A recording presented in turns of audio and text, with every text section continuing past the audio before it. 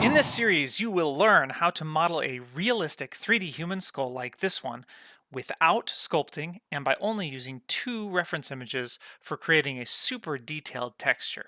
You can even download these very reference images for free by going to blenderfrenzy.com and signing up for a freebies membership, which is useful if you want to follow along with the videos exactly. And if you want access to even more members only stuff like extra videos and the completed 3D Skull model for download, check out the Plus and Pro memberships. But this course is free and beginner friendly and goes at a pace that is fairly easy to follow along.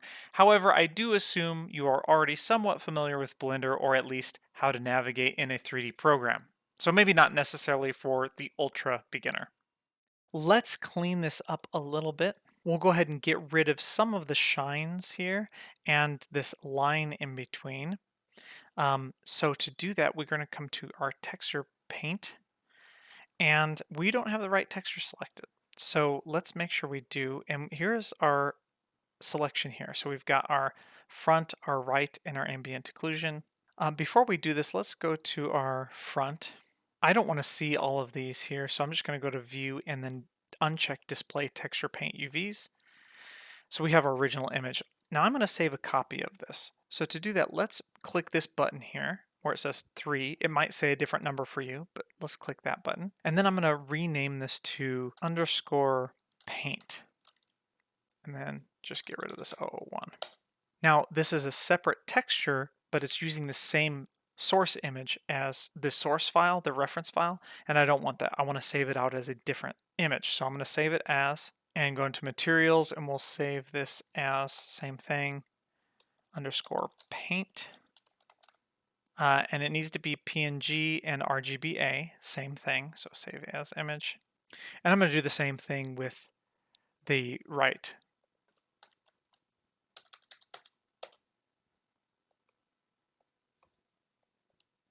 Okay, so you can see have a little bit of a problem here. Let's go to our shading and see what we have. Okay, so we want to do the same thing with our ambient occlusion, duplicate the UV map. This is using the flat UV, and we're going to plug that in. That's always using that no matter what we have selected here. And I think that should be good. Yes, and material preview. Okay, so one of the best things here we can do is go to paint, our front paint, and make sure we have the front paint selected up here as well. And I think if we select it, it'll change too. That's good. So just from the future here, older and wiser, and I just made a mistake.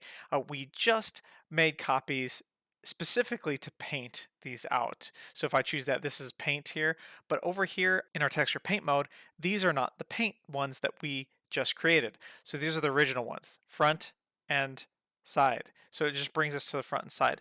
So to change this, we actually have to come up here, back to our shading, and then go in to change the texture nodes in here to point to our paint images. So we've got skull F paint and skull R for right paint.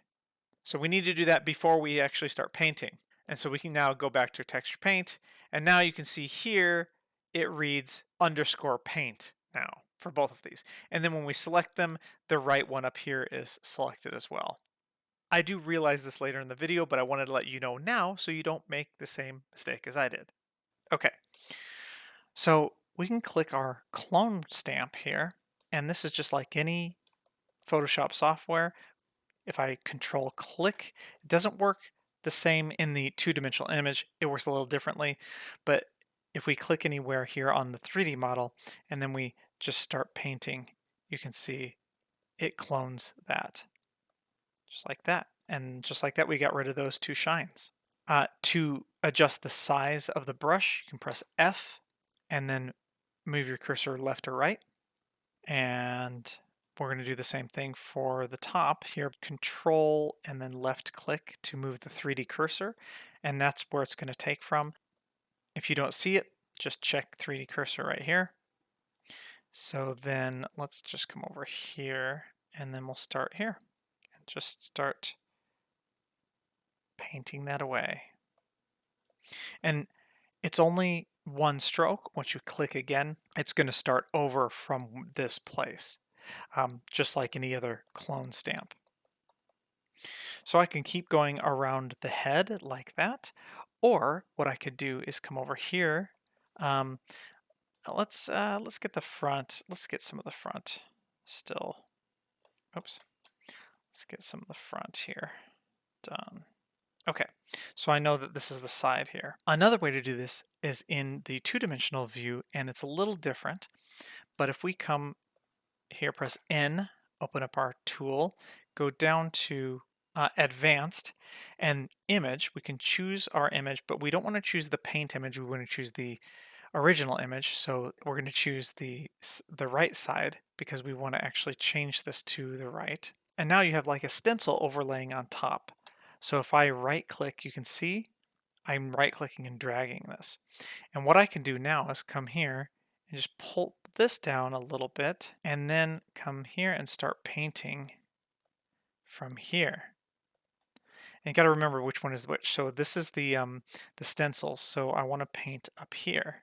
And once I start painting, you can see it's going away. And I've chosen the wrong one because it's disappearing in there too. So, oh, you know what? I actually made a mistake. And this is good to know so that you can get back to the original image.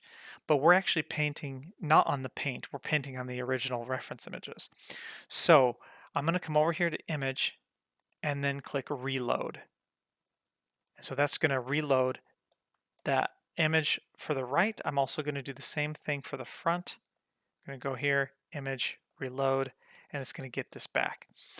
So what we have to do is come back to our shading and make sure that these are our paint, because we want to be able to paint onto those. That's the front, and this should be the side. There we go. Now we can come back to our texture paint and then start painting. So I'm just going to start from where I left off. This one is not using the paint. This is going to be the original reference image to use as the stencil, but I'm just going to start painting. And now when we paint onto the paint changes, but the reference image doesn't. And so now you can see that is going away really easily. We don't have to move around in 3D space all the time and mess with that. So that line is gone, easy as that. So let's go into our front and then change this to our front, and we can do the same thing here.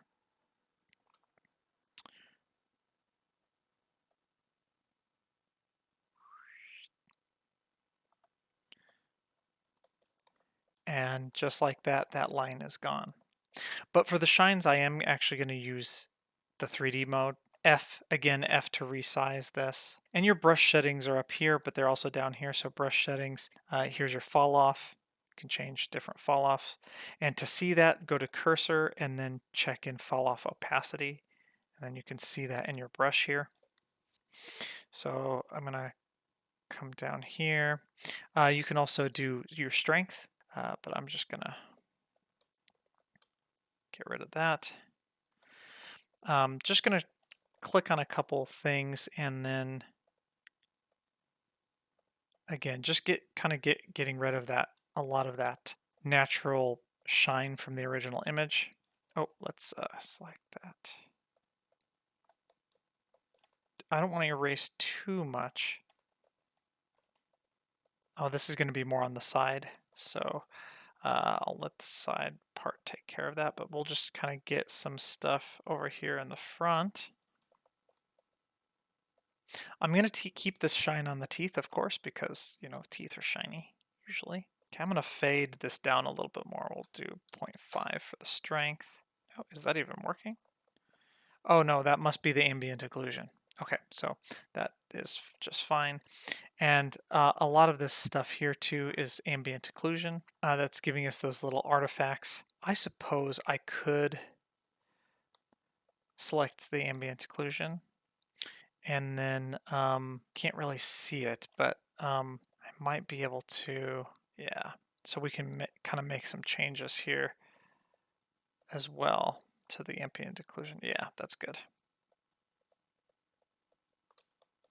But I'm not going to spend a whole lot of time on that. And I might keep this in the back here. I maybe gonna, Oh, we're still in ambient occlusion. Duh. Okay, let's, by the way, this is on the tool tab up here, so just make sure you're on that. Front, here we go. And we'll go ahead and get rid of that here for now.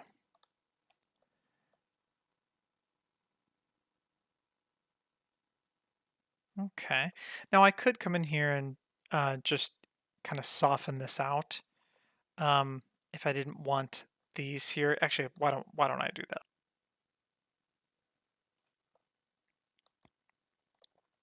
Actually, I like that. That's good. Good enough. Even though this is kind of stretching here, maybe we can take this and we can. Oh, that looks like. Look, if you see stuff like this, it's probably because there's some overlapping going on. And we're not going to worry about that. So I'm going to just undo that. We'll keep that as it is. Okay. I'm going to do the nose a little bit differently. We'll do that in a little bit. This. Oh, we got to go into side. So let's go into the side. Just getting rid of a lot of that. I'm going to keep a little bit of that highlight on here.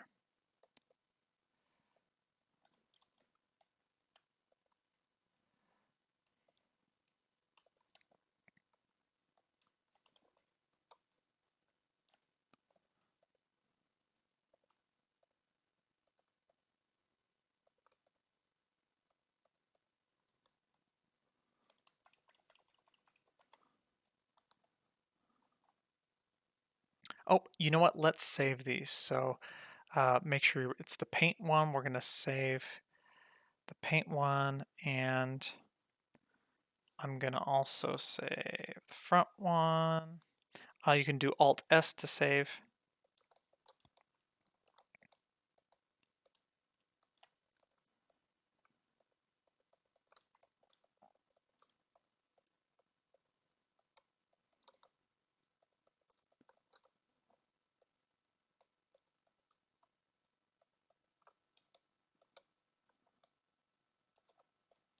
Again, a little bit more overlapping, especially where this comes in. You can see if I take this and I paint on here, it's going to paint on here because they're the same. It's basically just overlapping. So we're going to have to forego that for now. Okay, and then I think that's good. I want to get the nose done. So let's save it. Don't forget to save our textures, this one and this one. So for the nose, we're going to actually unwrap this again. Make sure I select this one and then plus to duplicate that. We're going to call this front BK for backup. That's just in case we need something to fall back on if we need to. Okay, so for the front, make sure that one is selected. And then I'm going to, let's just take some of these here. I'm going to Control plus, and I don't want that much.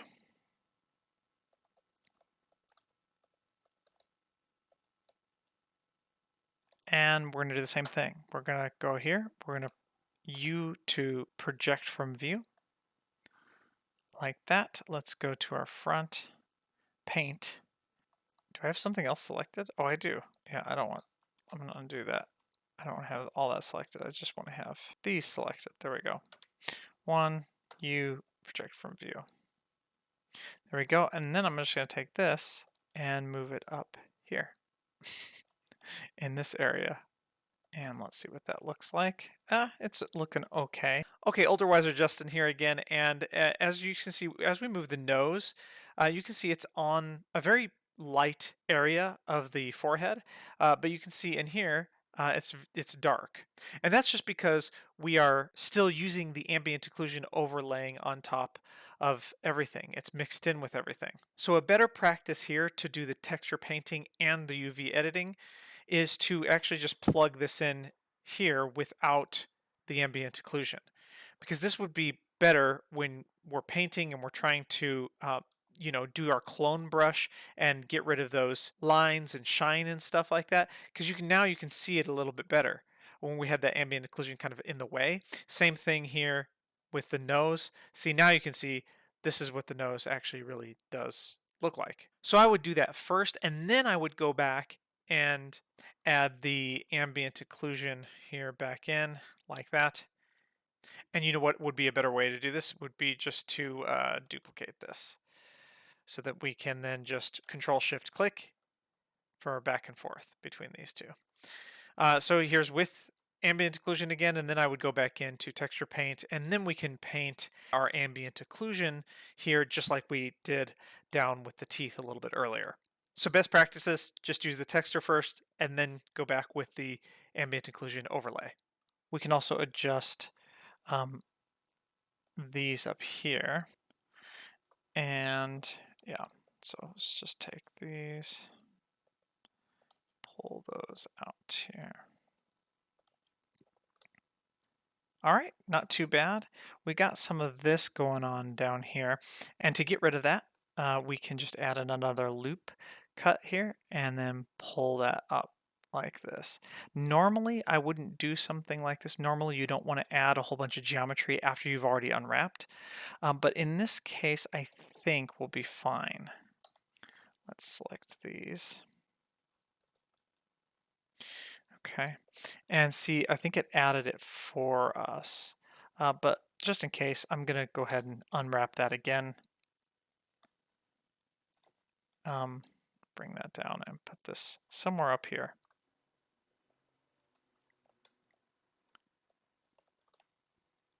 I'm gonna move this here and yeah, just to match the lighting there a little bit better around the nose, but that's good enough for our purposes today. So, okay, so then we have our nose all set. So let's save it and let's go to our shading and we're going to create a new material. Let's go ahead and unpin this. We're going to click this button here to save a fake user so that it doesn't erase if we restart Blender or if we close Blender. I'm going to click this one to duplicate the material, and then we're going to title this Matte Skull Bake, and we're going to take just our emission here and make sure that's the only thing plugged into our output. We're going to duplicate our ambient occlusion, bring that over here, click the number 4 or this button here, this number. I'm going to say bake. Let's go ahead and select it here, and we're going to save this as, and I'm just going to say bake. Make sure it's JPEG RGB. And this is what we're going to bake our emission onto. And we are going to bake it using our flat projection. So make sure we select that. And for the render, we have that as well. Then let's go to Render tab, scroll down. Instead of ambient occlusion, we're going to choose emit. We should be good. Make sure we have everything selected right. We have to make sure the skull is selected as well. S to save, and then bake. Okay, so now it's used the same UV maps as the ambient occlusion, our flat one. And if we plug that straight away in here, you can see that's what we have. This is just one texture now. Instead of all of these nodes connected to each other, we have just one in here, which means we can go ahead and delete all of these. Let's go ahead and plug our emission in here. That's fine. And then we want to take our ambient occlusion and mix that with this, just like we did before. And boom, we have this just being using two textures. And I'm just going to plug that in here because they're both using the same flat. We can choose this to see how much of that ambient occlusion we want multiplied over, like that. Awesome. So now we have even more realistic looking skull here. It's looking actually really, really nice.